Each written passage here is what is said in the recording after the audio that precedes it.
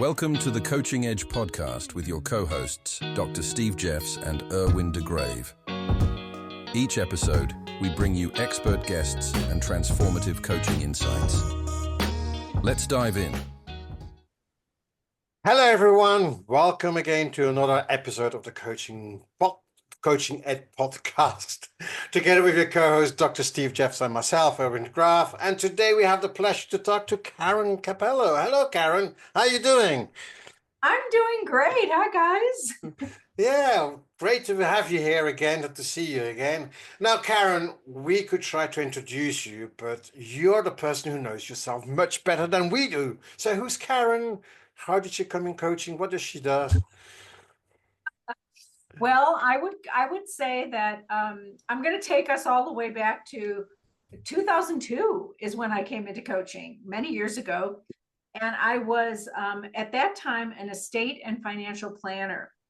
And I was working 60 to 70 hours a week. I kid you not. I can't even imagine it now, but that's where I was. Highly successful, really driven, midlife. A little earlier than midlife. And I knew that I could not sustain that kind of work, hard work, although it had been my go-to for success.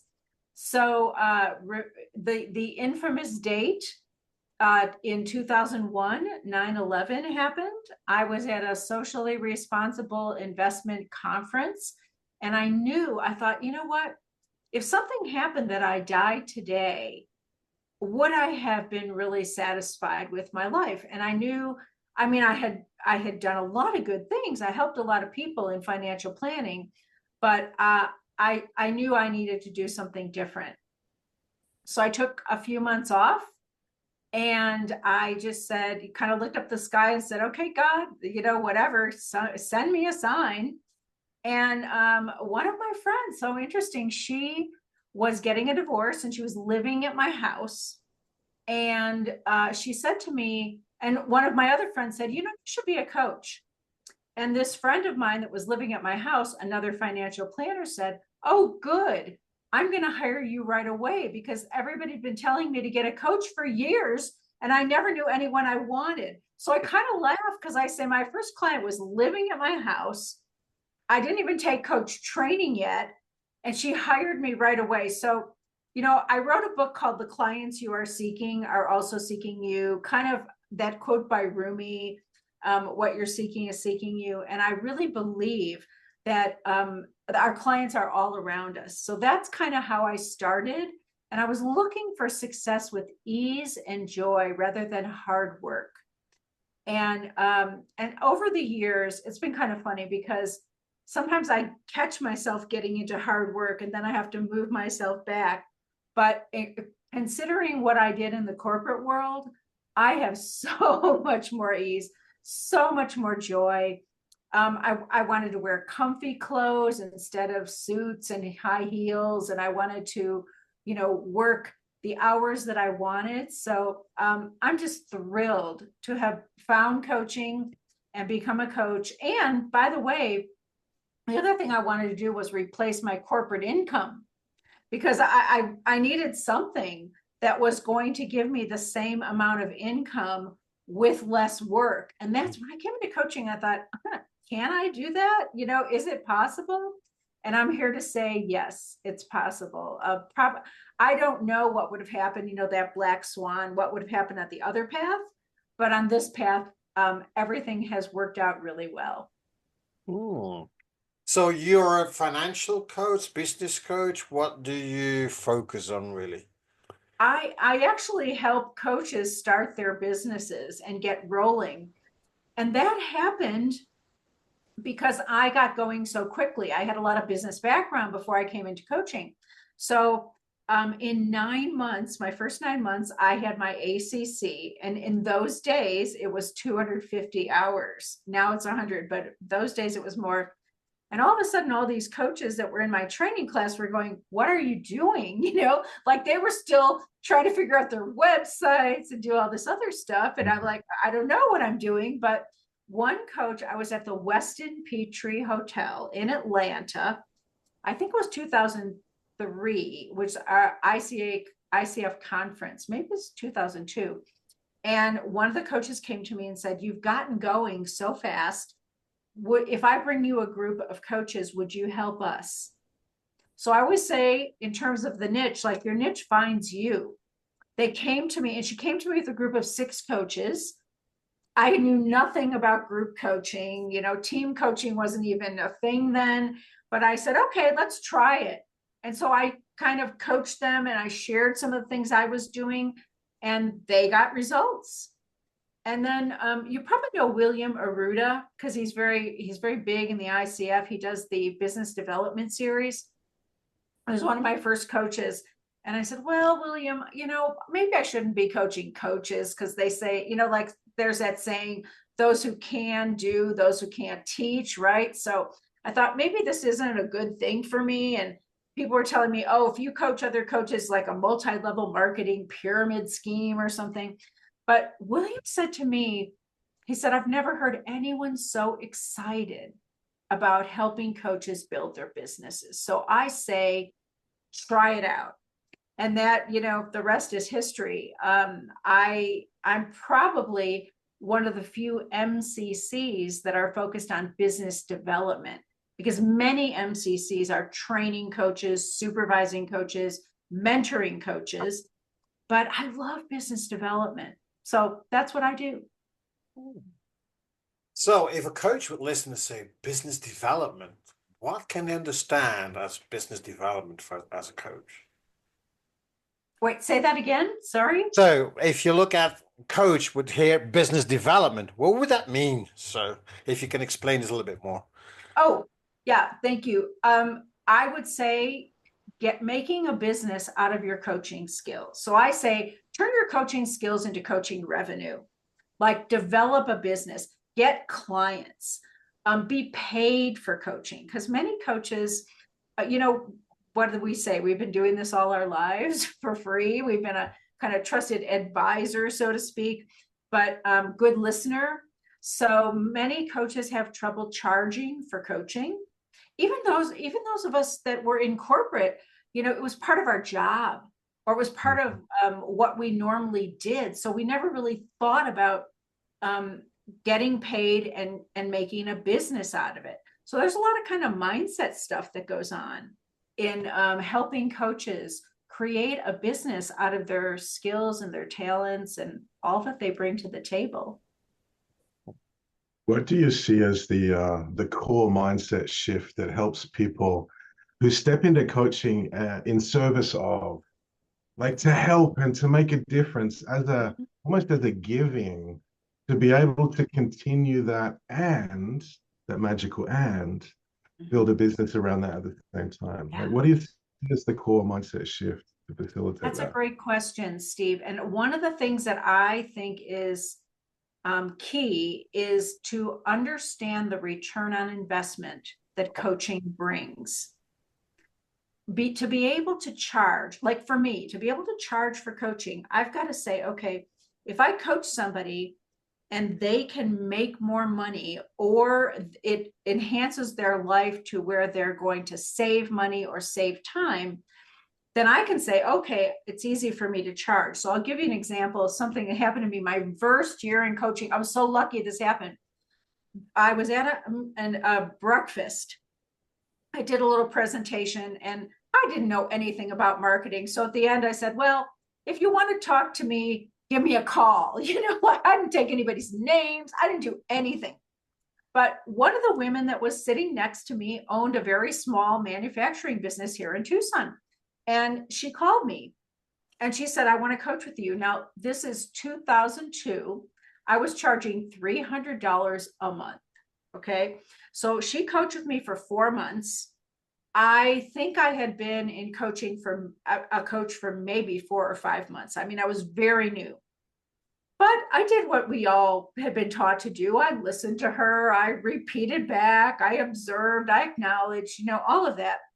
And at one point there was an idea that I could tell she lit up when she had this idea, but she had not been doing it. So I said to her, what would it take for you to really do that? She did. We coached for 4 months. So she paid me $1,200 for coaching. And then when she was done, she said, I'm good. A year later, she contacts me and says, we hadn't closed out the books for the year, so I want to give you a little update. And I said, sure. She said, our coaching added $90,000 to the bottom line of my business last year. Okay. So all of a sudden I'm going, wow, she paid $1,200 and she got $90,000. Okay. That was a very big aha moment for me, that coaching could really bring something other than, all this systemic confidence and empowerment, all the things we love, but it also brought something very tangible. So when I did that, I had no problem charging the next client. Now, not all my clients have made 90,000, believe me, but I look at it and I go, okay, if I can create an investment for someone, and for instance, we have these groups we do now, and the average that coaches are making are in 12 weeks is about 30,000, and we charge about 7,500, right? So if that's the average, and I know that, and I have a process, and we do group coaching, but I have a little what do I call a curriculum on the side that they can look at. Then, wow, I can feel very comfortable charging. So I think when coaches can look at what is the true financial value, and it could be, even health and wellness coaches, what is it worth to not have one hospitalization, because that stuff is expensive. So what I try to ask coaches to do is really quantify what kind of money would people be saving if they get coached and get better, maybe better health? What kind of money could they be making if they're in business? And I like business. So life coaches, I love what they do, but I feel like after the third session, it's all life coaching anyway, and it's easier to sell business coaching. So I say, and that's my background. So I work with a lot of business coaches, but to really look at what is the ROI that's possible. We can't make any promises, but what's the ROI that's possible? And when coaches start seeing that, then it's easier for them to charge because they know it's a value for value. It's really hard to say, okay, come and coach with me and you'll get more confidence, and they will. Everyone will get more confidence being coached, but it's hard to sell, and it's hard in our own minds to say, well, how much would I charge for confidence? But if I say, okay, as a leader gets more confidence in their first 90 days, they've been technical, they're newly promoted, they keep at least one of the people that was going to leave, that's a year's salary, it gets easier to justify charging. Does that make sense? It does. Do you also partner with coaches? So you work with coaches. Do you also partner with them saying, listen, I'm going to help you with your coaching business. When I get a small percentage, you pay me less, but I get a percentage of your business? I have not done that. When I first started out, I did that for a few people. And what I realized was, it's a two-way street. And I can do everything I want to do. But if the other person isn't as invested, and I'm really invested, I'm the kind of person that I'll go 110%. So if I did something like that, Erwin, or if any of my coaches want to do something, I would say I'd have to have criteria. Were really strong about what they were bringing to the table, what I was bringing to the table, what, really make it very clear about what each person was. I'm the oldest of 6 kids. And when I was in college, if I was in a group project, I always did like 10 times what everyone else was doing. So for me, I'm kind of a lone ranger and I do very well, but I do understand that some coaches do partner. And I think it's a good idea if you're really clear on what to do. Yeah, I think there's multiple levels of partnership that show up when you start to do that, because coaching by definition through the ICF is a partnership. And when there's a fiscal partnership, equity partnership in an entity, and there's revenue sharing, there's different layers, which means there's different roles, which also means it's often more than a coach, because now there's management responsibility, there's contribution responsibility. And so to be able to be very coach-like and of course design our alliance in a way that matches that circumstance, I think is essential. I mean, it's one of the key things for business partners in any sense to have those designs. Before we go too far, I want to define some of the things, Karen, that you were speaking to. We touched on earlier that a lot of coaches are accidental entrepreneurs. We get into coaching because we want to help and be of service, and suddenly it's like, oh, I've got to build a business to be able to do this, to charge the legal. And so ROI, for those that are new to the industry, it's a return on investment. It's the sort of thing when you put money in, what am I getting? Sometimes it's intangible, like confidence, but actually, Karen, you're pointing us to what are the tangible returns? What can I see? What can I measure? What can I spend that I'm getting from this? The bottom line that Karen referred to before, the 90,000, that's profit. That's at the bottom of a P&L. If you've got questions about, we can talk about it later, but that's not increase in sales. That's an increase of sales that resulted in the keeping of the business of extra 90,000. And so that's a significant number. Just looking at, 1,200 to 90,000 is good. And if that was a revenue change, increase of sales, that's fantastic. But to be able for the business to keep that is even better. And I love that it came from something as simple as an idea that got implemented. And I think that's one of the things that we forget as coaches, that we can focus on I made a note, the immediate subjective benefit of coaching. The client feels good. They walk out more powerful. They can talk about and articulate the benefits that they're getting.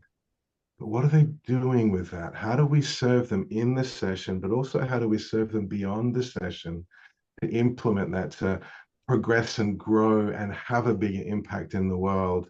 And so to me, that's the essence of what you're sharing, because when we can articulate that, it's more compelling. Our people can find us, and we can feel confident, as that word again, feel confident that what we're doing isn't just about helping people feel better. It's about helping people live better and create better. Absolutely. Great. Steve, we're on the same page. That's for sure. Good. I know we've got a broad audience, and so I just wanted to make sure that some of those things that as we go further into our business careers, in parallel, hopefully, to our coaching careers, these things become important. And I think it's one of the things that you're alluding to, is that for us as coaches to be strong in business, we need to learn what it takes to be strong in business. We do. And, there is and we did share something. I think we talked about AI a little earlier, but AI is changing the face of business and of everything we do. And yet, being the face of your own business, no one can replace you. I mean, that's the beauty of being a coach. And even if a coach has like a whole group of coaches that they're working with, or partners or anything, each one of us has our own kind of essence energy. We have our own way of being, our own vibe, and AI or anyone else is not going to be able to duplicate that. So that's another, you asked, how do we help people charge for services or differentiate themselves? I guess I'm going into here. Like, that is the truth about you. There's 3 coaches here on this line, and people would be attracted to each one of us for something different, for however we're saying something or however we're doing it. So I love the idea that a coach's uniqueness is also part of their business development, part of their bringing clients in, part of their bottom line. And I do love the fact, Steve, whatever you said reminded me, there are lots of coaching platforms out there, and those are good places to like start, and also to get hours, coaching hours, if you don't have if your business isn't moving as fast as you want.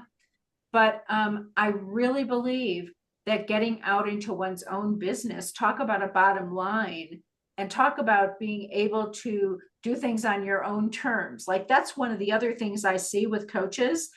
And it was true for me when I was in business. I was president of a semiconductor manufacturing company. I was an estate planner, but I was working for other people. So I could to a certain degree do things on my own terms, but now in my own business, I get to call the shots. I get to be, I get to create programs. I get to do things the way I want to do it. Erwin, you talked earlier about this idea of partnership. I like to keep it really simple partnership, so that there is no, that there aren't dual roles, so to speak. Steve, you mentioned that, like, you have these dual roles. I love to coach. So if I can create like a curriculum, hand it over to somebody and say, okay, tell me what part of this, what resonates, what doesn't, what do you really want to do? What are your goals? That to me is the most fun. And that's why I got into coaching and got out of financial planning, where it was all very plan oriented and very numbers oriented. So I think the beauty of watching coaches build their businesses and see what they're doing, and I look at us like kind of like lawyers. When I ask my lawyer friend, if I ask one of my lawyer friends, can you help me with a contract? And they're like, well, I only do this type of law, but I can send you to somebody who does this type. And I think as coaches, we're kind of like that. We're all doing kind of our own niche, our own way of being, and we can send people. Like, for example, Steve, you mentioned you're doing coach training. And if I had somebody that needed coach training, I do a little tiny program once a year just for fun. But if somebody really wanted coach training and they wanted a bigger program, I could say, oh, I don't have that, but talk to Steve. Erwin, I don't know if you're doing any kind of mentoring or supervision. I don't do any of that. So for me to be able to send people to other coaches who are specialized, and then for coaches to send to me, I say, give me the ones that want to get clients, because there aren't many coaches that want to touch that one. So I think it's so exciting to see all of the different coaches, all of the different businesses, all of the different people that we're serving in the world. One other thing that comes up as you're speaking is both the excitement of the freedom of being the face of your own business, and at the same time the terror of that.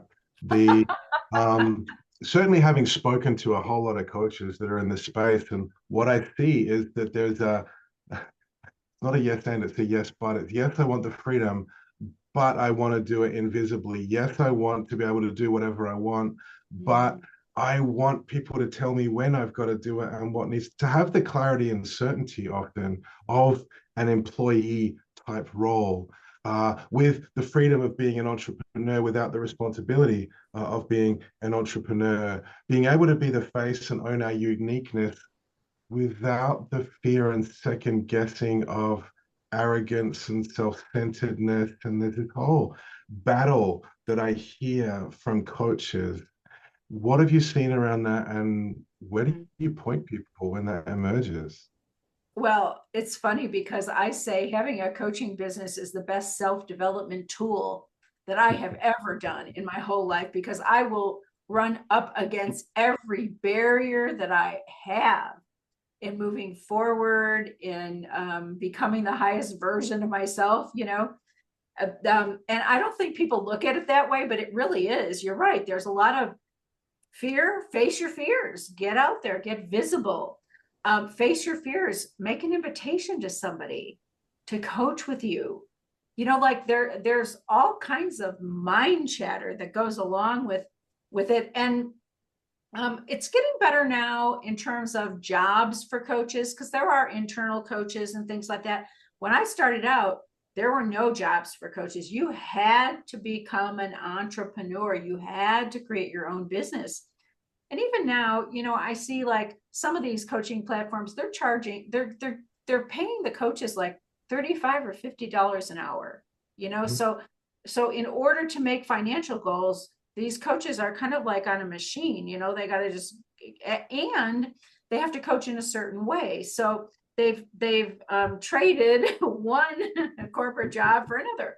Yeah. So I think for me, if people can look at it, if the coaches can look at it as a great self-development tool, because we're really into self-development. I mean, we will spend thousands and thousands, and we will spend tons of time on our own self-development, going to all these workshops and seminars and training and everything. So if we looked at it that way and said, hey, this is a great self-development tool, then maybe coaches would even do better. And I love it that this self-development tool also has the ability to fund our lifestyle if we want it. I love that perspective. Yeah, that's really cool. It's that, and it's some people don't understand this. They just basically say, I want to be coach, I want to give, and I want to do, but putting that business hat on, it's like, oh, it's like a pain in the butt, if I might say.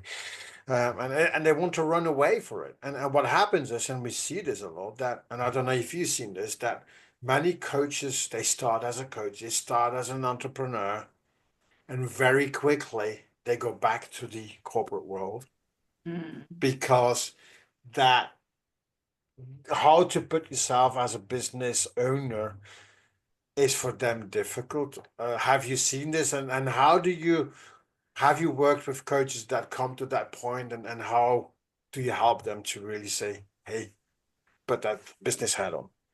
Well, Erwin, that's actually my mission, is so that they don't have to go back to corporate.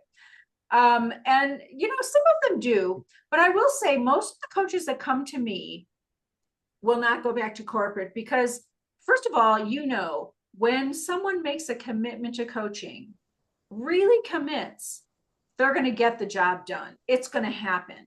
They're going to make sure, like, there's that cognitive dissonance if it doesn't. So most of the people that come to me, by the time they get to me and they say, yes, I will work with you on my business, they're going to make it because I'm going to help them.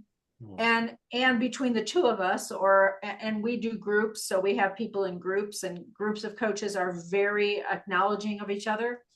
I did run into, when I first started coaching, I ran into some people who had to go back to their corporate job, people who like sold their homes because they had spent so much money on coach training and creating their website when they didn't even have a client in mind, like in a vacuum. It was really sad. I mean, it was really sad to me to see that. And so that further galvanized me to say, okay, if somebody's really serious about this, I will help you get there, because it does happen.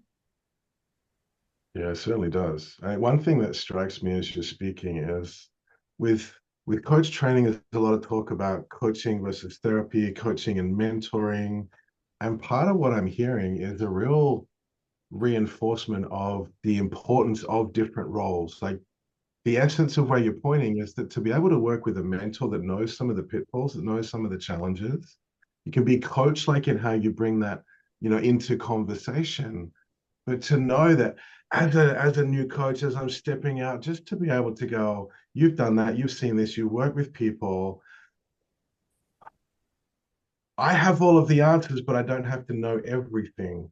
Like there's something about that I think we often dismiss and go, no, as a coach, it's my job to help bring out what's in the client, and say, yes, but we see things differently when there's experience. And I think that's part of what I'm hearing you and the group and the context of conversation that you're creating for your clients to be able to lean into. if I were to guess, also contribute to, because they bring a different perspective for other people in the group as well. Is that how you see? Mhm.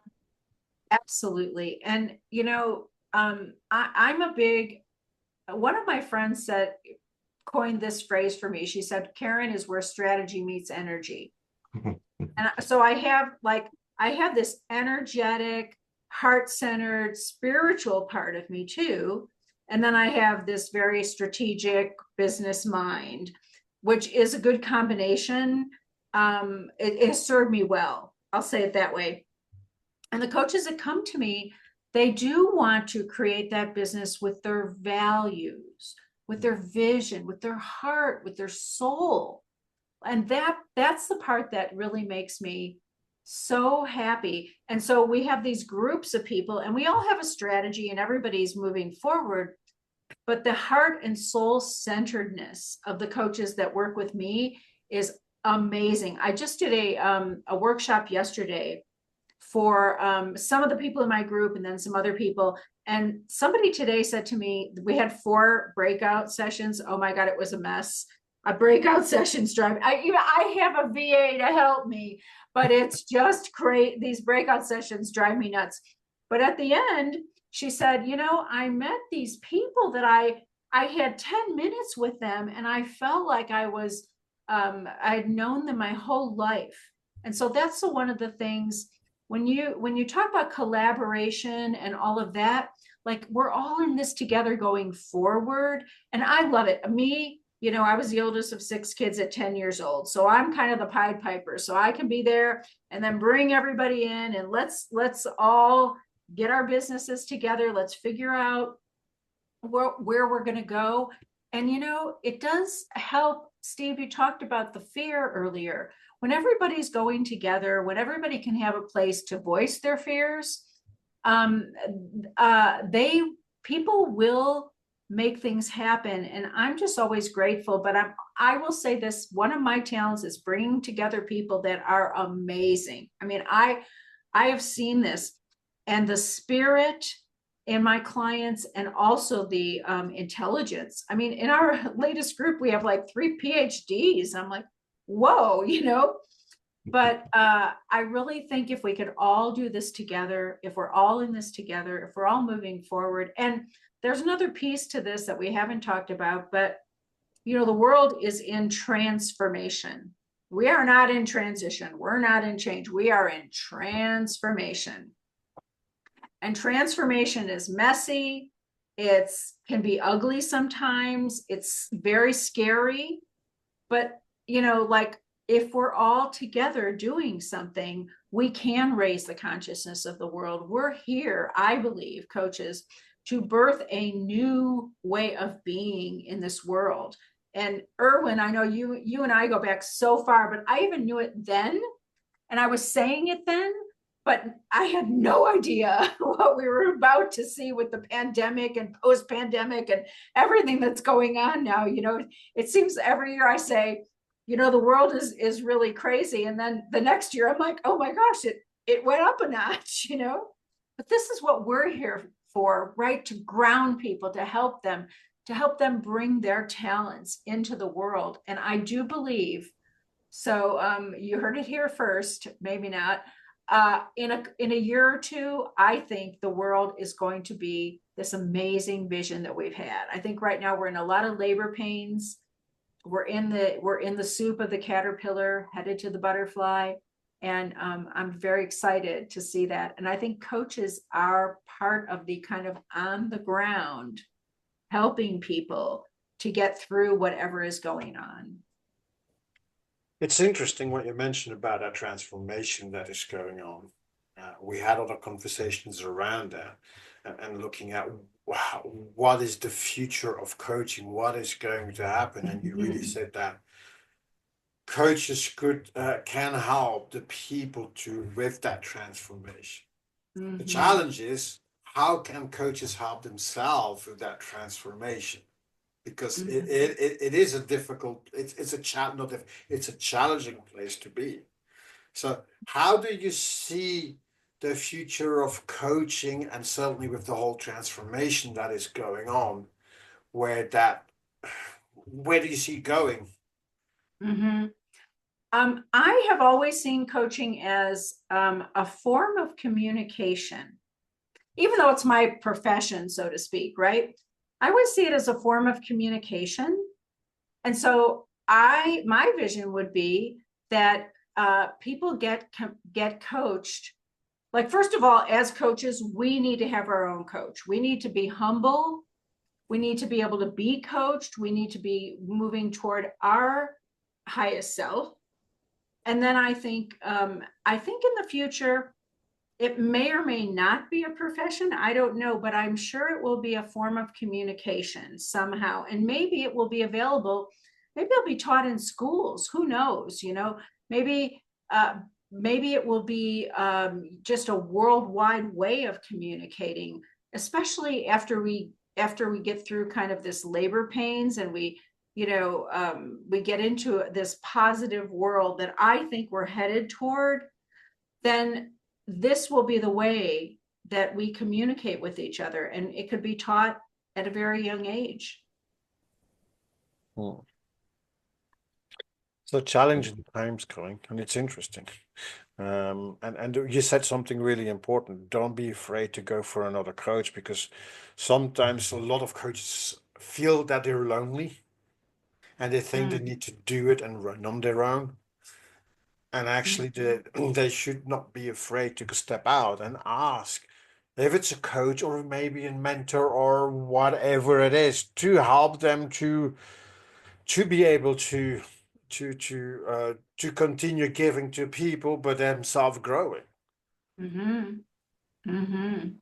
It's not like saying, yeah, I'm an entrepreneur, I need to try to do it on my own. And I think that group coaching is something so powerful that people can say, I can be myself, because that's what sometimes people, I can be myself is in a group. I feel myself safe in this, so I can. And that's, I think, what you probably see. That's the moment where they start growing massively.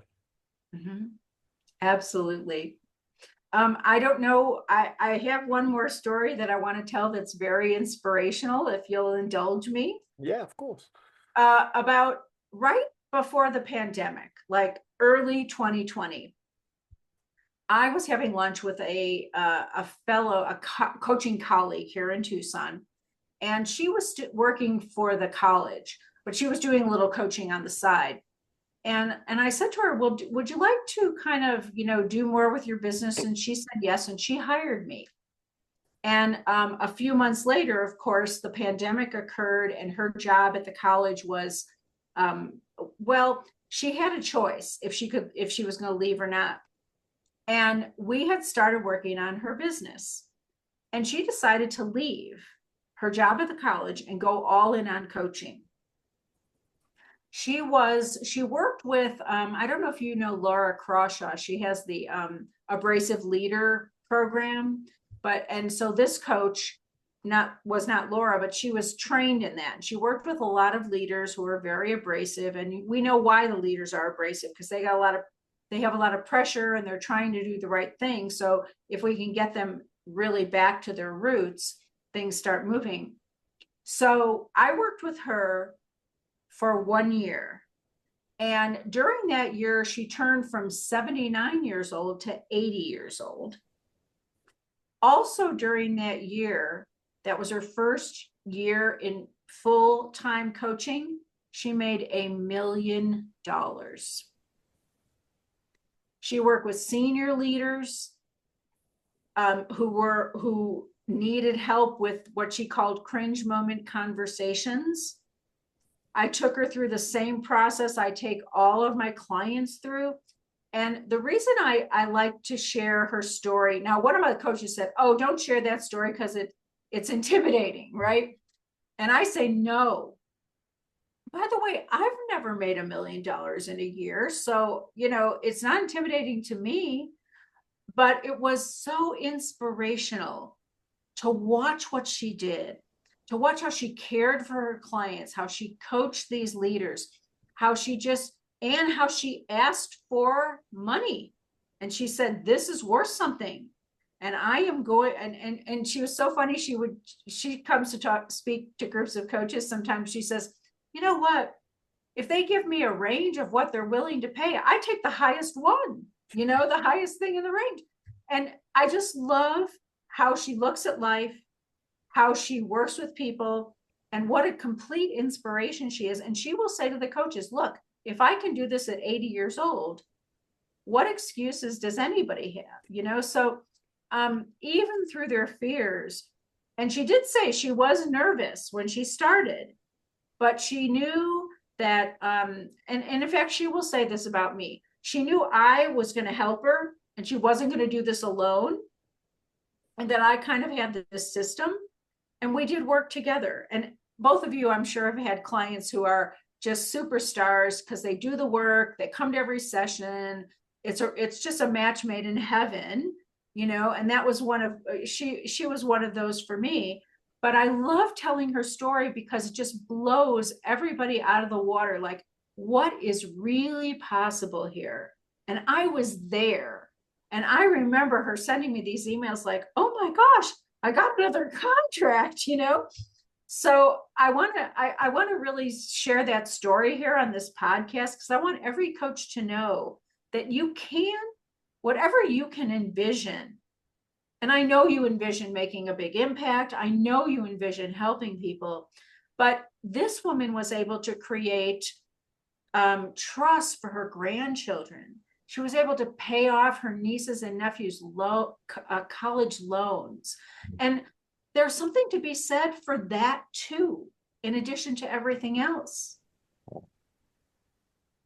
What a really cool story, especially with where you're speaking to ROI before. Because, one of the definitions that I love about being an entrepreneur is someone that creates opportunities to build value.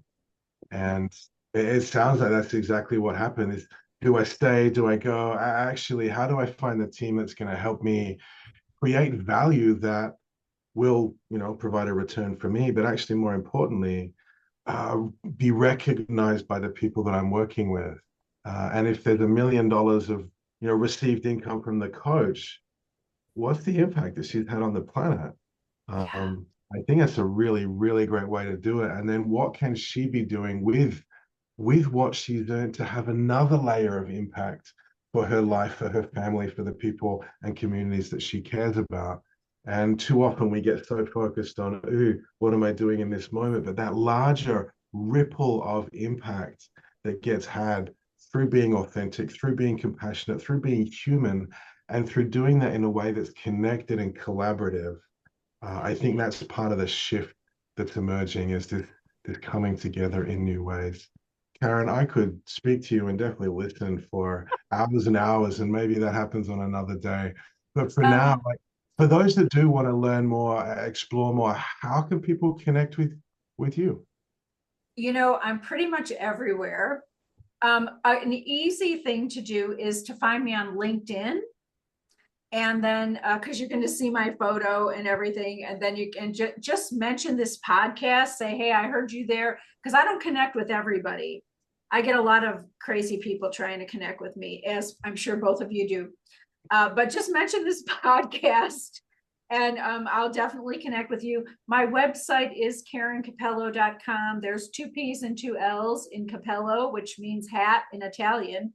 But I also have the misspelling of 1 P because that's the most common. So if you want to look me up on my website, come on down. But I'm pretty much everywhere, and I love to connect with coaches. So if you've heard this, if anything has resonated here with you, please look me up and connect. Thank you very much, Karen, for this inspiring chat basically that we have. So thank you very much. Exciting, great to connect again with you. So thank you very much, everybody, and thank you very much, Karen. I'll see you next time, everybody. Bye. Bye. Thanks for tuning in to The Coaching Edge. Until next time, keep coaching and keep growing.